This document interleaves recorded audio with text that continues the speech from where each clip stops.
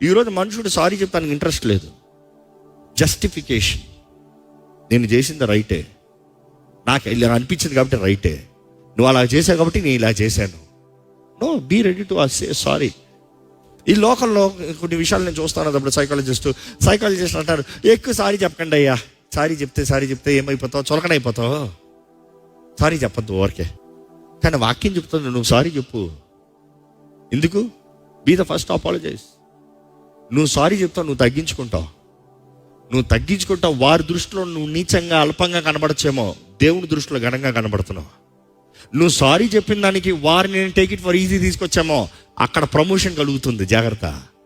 ఎందుకంటే నువ్వు సారీ చెప్తానని నీ హృదయ శుద్ధిని కాపాడుకుంటున్నావు. దేవుడు చూస్తున్నాడు, హెచ్చించే హస్తం ఉంది, విడవని హస్తం ఉంది. నువ్వు నేరం చేయకపోయినా కూడా వెళ్ళి నువ్వు సమాధాన పడు. నీ సహోదరుడికి నీ మీద ఉంటే నువ్వు వెళ్ళి సమాధాన పడు, నువ్వు వెళ్ళి సారీ అడుగు.